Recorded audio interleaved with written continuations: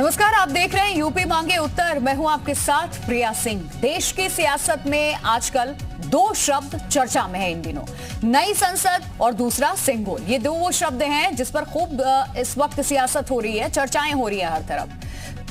पक्ष विपक्ष जमकर के टकरा रहे हैं एक दूसरे से।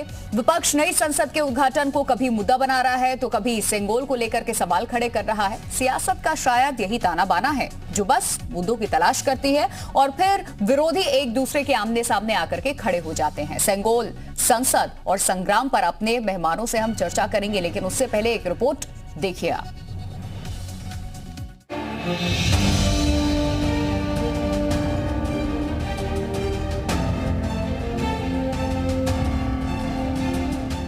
देश के गौरव का प्रतीक नया संसद भवन बनकर तैयार है।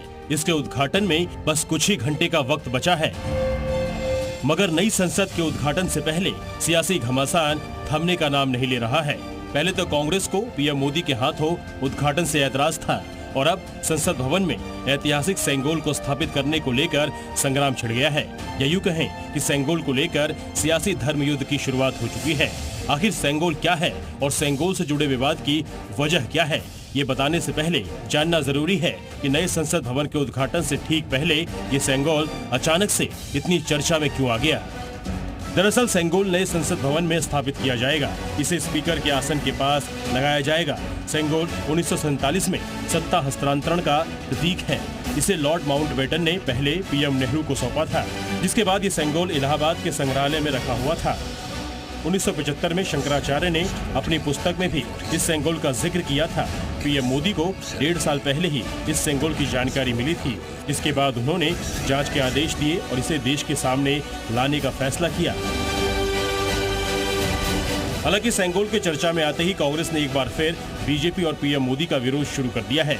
कांग्रेस के राज्यसभा सांसद जयराम रमेश ने पहले आरोप लगाया कि नए संसद भवन पर झूठे नैरेटिव गढ़े गए और फिर सेंगोल को लेकर सरकार के दावे को भी फर्जी बता दिया। जयराम रमेश ने दो टूक शब्दों में कहा कि सेंगोल सत्ता हस्तांतरण का प्रतीक नहीं है।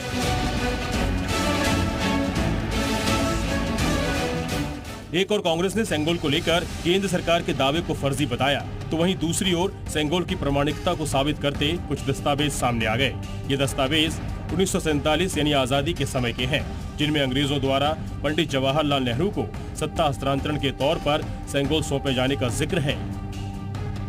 जी न्यूज को मिले इस दस्तावेज से खुलासा होता है कि सेंगोल सत्ता हस्तांतरण का प्रतीक था।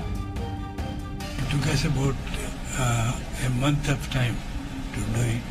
It is made of silver and gold plated. I was 14 years at that time and I knew little things. Sengol पर विवाद बढ़ा तो अमित शाह का बयान भी सामने आया। गृह मंत्री शाह ने कांग्रेस पर आरोप लगाते हुए पूछा कि कांग्रेस पार्टी भारतीय परंपराओं और संस्कृति से इतनी नफरत क्यों करती है। भारतीय की स्वतंत्रता के प्रतीक के रूप में तमिलनाडु के एक पवित्र शैव मठ द्वारा पंडित नेहरू को पवित्र सेंगोल दिया गया था, लेकिन इसे चलने की छड़ी के रूप में एक संग्रहालय में भेज दिया गया। साफ है कि पहले नए संसद भवन के उद्घाटन और अब सेंगोल पर सियासत गर्म है।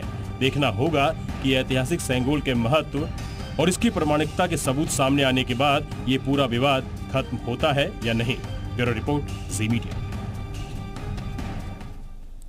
तो नई संसद के उद्घाटन के मुद्दे को आज सुप्रीम कोर्ट में भी चुनौती दी गई थी, जिसे सुप्रीम कोर्ट ने सिरे से खारिज कर दिया है। आपको बता दें कि विवाद पर सुप्रीम फैसला सामने आया। उद्घाटन को लेकर के नए संसद भवन के उद्घाटन से संबंधित याचिका सुप्रीम कोर्ट की तरफ से ठुकरा दी गई। दरअसल याचिका में उद्घाटन राष्ट्रपति से करवाने की मांग की गई थी और इस तरह का आदेश देना हमारा काम नहीं। सुप्रीम कोर्ट ने उस याचिका को ठुकराते हुए ये कहा, याचिका अनुच्छेद 32 के तहत कैसे दाखिल की गई, ये सवाल किए गए सुप्रीम कोर्ट की तरफ से।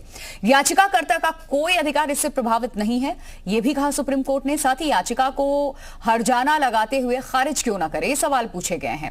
अनुच्छेद 79 सिर्फ एक व्यवस्था की व्याख्या करता है, इसमें कहीं अनिवार्यता नहीं है कि उद्घाटन राष्ट्रपति के हाथों ही हो। ये बातें सुप्रीम कोर्ट की तरफ से की गई हैं इस याचिका को आज खारिज करते हुए। तमाम खास मेहमान हमारे साथ इस चर्चा में जुड़ रहे हैं। सबसे पहले परिचय उनका आपसे करा दूं। आलोक अवस्थी जी हैं बीजेपी के प्रवक्ता, दीपक रंजन जी हैं हमारे साथ समाजवादी पार्टी के प्रवक्ता, वैभव त्रिपाठी जी हैं कांग्रेस से, और गौरव रघुवंशी हैं नेता बीएसपी के हमारे साथ जुड़ हुए हैं, साथ ही आनंद त्रिपाठी हैं, संविधान के जानकार। बहुत बहुत स्वागत आप सभी का इस चर्चा में। और सबसे पहले मैं दीपक रंजन जी आपका रुख कर रही हूं, क्योंकि सेंगोल को लेकर के भी आपके पार्टी के नेता की तरफ से ये बयान दिया गया था कि आप सिर्फ सेंगोल को ही वहां क्यों लगाएंगे, जब आप उसको वहां पर स्थापित कर रहे हैं तो बाकी धर्मों का भी ख्याल आपको रखना चाहिए, उन चिन्हों को भी आप वहां पर लगाइए प्रतीक के रूप में। सबसे बड़ी बात सर, यहां ऑपोजिशन एकजुट होने की कोशिश कर रहा है। सुप्रीम कोर्ट की तरफ से आज सीधे तौर पे ये कह दिया गया है, जिस चीज का आप हवाला देते हुए याचिका दाखिल करते हैं ऑपोजिशन की तरफ से, जो विपक्ष लगातार आक्रामक हो रहा था, किया गया था, सुप्रीम कोर्ट ने खारिज कर दिया। ये कहा कि ऐसा कहीं कोई उल्लेख नहीं है कि ये उद्घाटन राष्ट्रपति के हाथों ही होना चाहिए। देखिए प्रिया जी, माननीय सर्वोच्च न्यायालय के इस फैसले का हम सम्मान करते हैं, उनके फैसले का हम आदर करते हैं, लेकिन साथ ही साथ ये भी सही है कि कुछ चीजें व्यक्तिगत होती हैं, कुछ चीजें संविधान से होती हैं, कुछ चीजें जो है संवैधानिक तरीके से होती हैं। अगर संवैधानिक तरीके से देखिए तो निश्चित रूप से भारत की प्रथम नागरिक आदरणीय राष्ट्रपति महोदय से इसका उद्घाटन करने में मैं नहीं समझता कि कोई गुरेज होना चाहिए।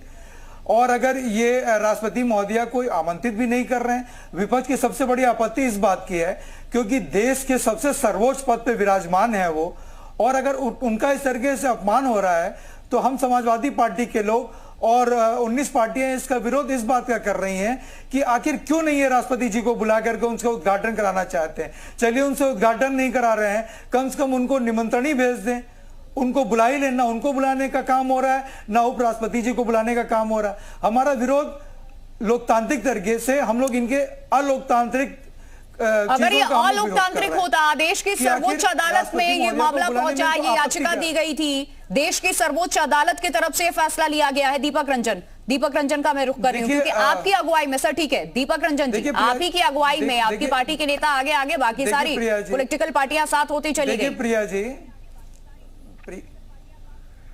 देखिए प्रिया जी, मैंने तो इसका कहा कि मैं माननीय सर्वोच्च न्यायालय के जो भी आदेश आए, फैसला जो भी आए, मैं उसका सम्मान करता हूं। साथ ही साथ मैंने ये भी कहा कि कुछ चीजें संविधान से होती हैं, कुछ चीजें संवैधानिक तरीके से होती हैं।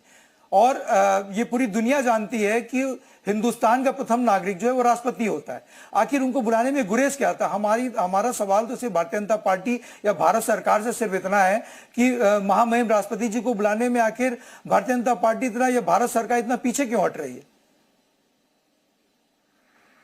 दीपक रंजन, वैभव त्रिपाठी जी, मेरा ये सवाल सर आपसे था क्योंकि कांग्रेस आक्रामक होकर के इस मुद्दे को उठाती है और तमाम पार्टियां आपके साथ हो चलती हैं, लेकिन अब जो अदालत की तरफ से, सुप्रीम कोर्ट की तरफ से जो फैसला दिया गया है, सीधे तौर पे इस याचिका को ही खारिज कर दिया। सुप्रीम कोर्ट ने भी कह दिया कि ऐसा कहीं कोई संविधान में उल्लेख ही नहीं है। जिस चीज का आप हवाला दे रहे हैं वो ये नहीं दर्शाता है कि इसका उद्घाटन राष्ट्रपति के हाथों ही होना चाहिए। इतना शोर क्यों सर? बेवजह इस मुद्दे को इतना तूल क्यों दिया जा रहा है?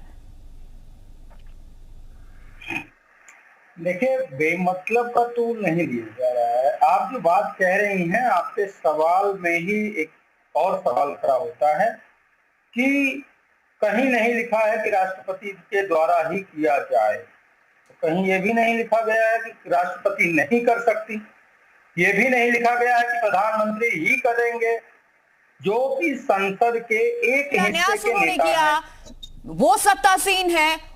और सुन लीजिए सर, जब वो निरीक्षण करने के लिए पहुंच जाते हैं, रात में जाकर के काम तय वक्त पे ये पूरा प्रोजेक्ट तैयार किया गया है, तो हक तो उनका बनता है कि वो उद्घाटन कर ले।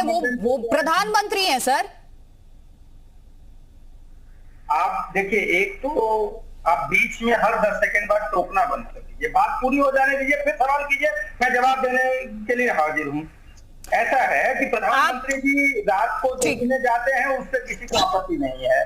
मामला क्या है कि शिलान्यास के समय भी महामहिम हमारे दलित रामनाथ कोविंद जी, उनको नहीं बुलाया गया, वो भी आपत्तिजनक था, उस पर भी सवाल किए गए। लेकिन है क्या, इस सरकार ये कहती है कि हम संविधान से ऊपर हैं, मीडिया वाह मोदी जी वाह करती है। आपकी